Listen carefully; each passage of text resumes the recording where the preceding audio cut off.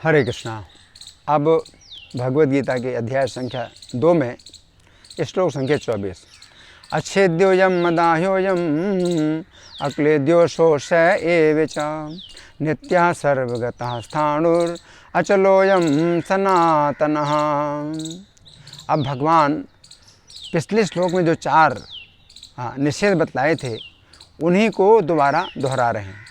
इस श्लोक की पहली पंक्ति में भगवान ने पिछले श्लोक की 2 पंक्तियों में जो 4 बातें बताई थी उनको फिर से दोहराया है। तो भगवान ने पिछले श्लोक में कहा था नैनम छिंदन्ति शस्त्राणि, कि शस्त्र इसको काट नहीं सकते हैं। तो यहाँ पर भगवान कह रहे हैं अच्छेद्योयम, कि ये काटने योग्य है ही नहीं। तो पहले भगवान ने कहा था कि शस्त्र इसको नहीं काट सकते हैं। अब भगवान कह रहे हैं कि ये जीवात्मा एक ऐसी वस्तु है जो काटने योग्य है ही नहीं। इसका अर्थ ये है कि अगर कोई सोचे कि यद्यपि शस्त्र तो नहीं काट सकते इसको, लेकिन शायद किसी विशेष विधि से जीवात्मा को काटा जा सकता हो। जैसे कि वृत्रासुर का शरीर था, तो किसी प्रकार के अस्त्र शस्त्रों से उसके शरीर को काटा नहीं जा सकता था। तो देवताओं ने फिर भगवान से प्रार्थना की और उन्होंने फिर दधीच मुनि की हड्डियों से वज्र बनाया और वज्र के द्वारा वृत्रासुर का शरीर काटा गया। तो इसका मतलब यह है कि कभी कभी शरीर इतना किसी का मजबूत हो कि किसी अस्त्र शस्त्र से ना काटा जा सके, तो भी किसी विशेष विधि के द्वारा शरीर को तो काटा जा सकता है, लेकिन जीवात्मा को नहीं काटा जा सकता। इसलिए भगवान ने और ज़्यादा पुष्टिकरण के लिए कहा अच्छेद्योयम, ये छेदन, इसका छेदन नहीं हो सकता है, इसको काटा नहीं जा सकता। फिर दूसरी बात भगवान ने पिछले श्लोक में कही थी नैनम दहति पावकः, कि अग्नि इसको नहीं जला सकता है। तो उसी को भगवान के अदाह्योयम, ये जलने लायक है ही नहीं, ये जीवात्मा जलने योग्य नहीं है। तो ये भगवान इसलिए कह रहे हैं कि कोई सोचे कि यद्यपि आत्मा को जलाया नहीं जा सकता, लेकिन शायद किसी विधि से इसको जलाया जा सके। जैसे कि पत्थर होता है, पत्थर तो इसको जलाया नहीं जा सकता है। पत्थर है, ईंट है, जलाया नहीं जा सकता। लेकिन अगर प्रज्वलनशील पदार्थ उसमें अगर मिला दिए जाएं तो ये भी भस्म हो जाते हैं। जैसे कि दुर्योधन ने पांडवों के रहने के लिए एक ऐसा महल बनाया था जिसमें प्रज्वलनशील पदार्थ भरे थे। तो वो जो महल था यद्यपि ईंटों का और पत्थरों का बना हुआ था, लेकिन जब प्रज्वलनशील पदार्थ उसमें मिले थे और आग लगाई गई तो वो पूरा का पूरा भस्म हो गया वो महल। तो भगवान यहाँ पर कह रहे हैं कि जिस प्रकार से कोई चीज़ जलाई नहीं जा सकती लेकिन कुछ भी किसी विशेष विधि से जलाई जा सकती है, तो उस प्रकार से भी जीवात्मा को जलाया नहीं जा सकता, अदाह्योयम। इसके बाद तीसरी बात भगवान ने पिछले श्लोक में कहा था न चैनम क्लेदयन्ति आपो, कि जो पानी है इसको घोल नहीं सकते, गला नहीं सकते। तो यहाँ पर भगवान कहते हैं अक्लेद्यो, कि ये घोलने लायक नहीं है। ये जो जीवात्मा है ये गलने लायक घुलने लायक है ही नहीं।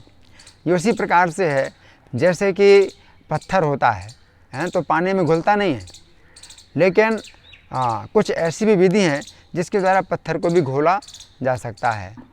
गंधक आम्ल और सोरेक आम्ल अगर कुछ विशेष अनुपात में मिला दिया जाए तो अम्लराज बनता है। उसे अंग्रेजी में बोलते हैं एक्वारेजिया। तो इसमें पत्थर भी गल जाता है, पत्थर भी घुल जाता है। तो भगवान यहाँ पर कह रहे हैं कि जीवात्मा पानी में नहीं गल सकता, लेकिन अगर कोई सोचे किसी विशेष विधि से इसको भी शायद घोला जा सके, गलाया जा सके, तो भगवान कह रहे हैं किसी भी विधि के द्वारा जीवात्मा को घोला नहीं जा सकता है, गलाया नहीं जा सकता। इसके बाद फिर चौथी बात पिछले श्लोक में भगवान ने कही थी न शोर से थी मारुता, कि हवा इसको सुखा नहीं सकती, है ना। तो अब यहाँ पर भगवान कह रहे हैं अशोर से चाह, कि ये जो जीवात्मा है इसको किसी भी विधि से सुखाया नहीं जा सकता है। तो जो जीवात्मा है इसमें चारों जो निषेध हैं ये भगवान ने दोबारा दोहराए। इसके बाद फिर भगवान कहते हैं नित्य, ये जो जीवात्मा है ये नित्य है। नित्य का अर्थ क्या है कि इस जीवात्मा में ऐसी कोई बात नहीं होती है कि जैसे शरीर बड़ा होता है तो शरीर में जैसे बढ़ोतरी होती है उस प्रकार से जीवात्मा में नहीं होती है। तो जीवात्मा नित्य है। नित्य सर्वगतः। और सर्वगत का मतलब क्या है कि जो जीवात्मा है ये सब जगह जा चुका है। सर्वगत का ये मतलब नहीं कि सब जगह सर्वत्र व्याप्त है, आकाश की तरह, ऐसा नहीं है। तो कुछ लोग इस प्रकार से गलत अर्थ निकालते हैं कि जीवात्मा को भगवान यहाँ पर कह रहे हैं कि सर्वगत है। तो आकाश जैसे सर्वगत है, इस प्रकार से सर्वगत ये जीवात्मा नहीं है।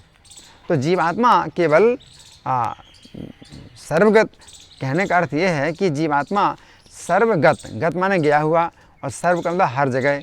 तो 84 लाख प्रकार की योनियों में हर जगह गया हुआ है।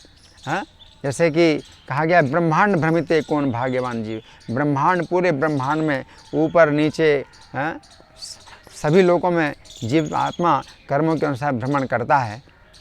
और कोई भाग्यवान जीव, कोई भाग्यवान होता है जिसे भक्ति रहता का बीज प्राप्त होता है गुरु और कृष्ण की कृपा से। तो हर जगह भ्रमण कर चुका है जीवात्मा।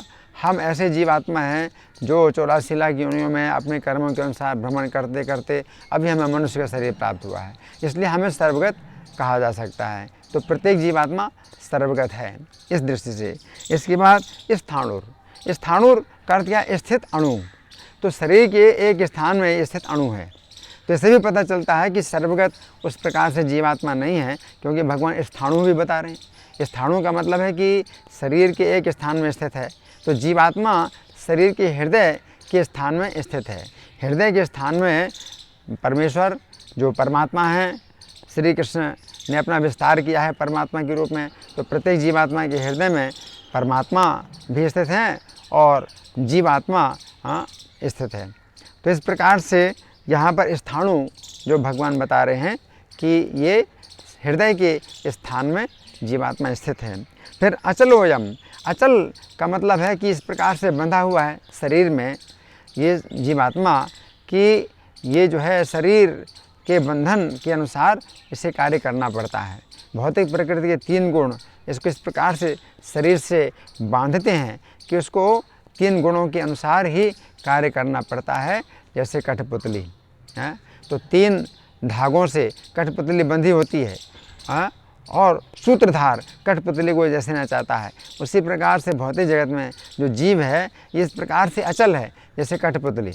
कठपुतली अपने आप में कुछ भी कार्य नहीं करती, चलती नहीं है, लेकिन जो धागे उसको चलाते हैं, जो सूत्रधार है धागों के द्वारा चलाता है।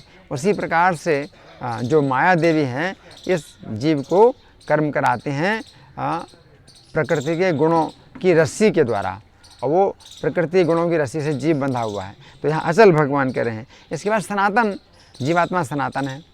तो सनातन कहने का मतलब है कि हमेशा ये रहा और हमेशा रहेगा। तो भगवान कहते हैं ममे वांसो जीव लोके जीव भूता सनातन, हाँ, कि मेरा जो जीवात्मा है ये सनातन अंश है। तो सनातन अंश का मतलब है कि हम कभी कृष्ण के साथ एक नहीं होते हैं, और हम कृष्ण के सनातन अंश हैं, और अंश का कार्य है अंशी की सेवा करना। तो हमारा कार्य है कि हम श्री कृष्ण की सेवा करें, और वो सेवा कैसी है? सनातन है। कभी ऐसा नहीं है कि हम सेवक नहीं रहेंगे और श्री कृष्ण हमारे स्वामी नहीं रहेंगे। श्री कृष्ण हमेशा के लिए सनातन स्वामी हैं और हम श्री कृष्ण के हमेशा के लिए सनातन सेवक हैं। तो इस प्रकार से भगवान आज के श्लोक में जीवात्मा की ये सब विशेषताएं बतला रहे हैं। हरे कृष्णा।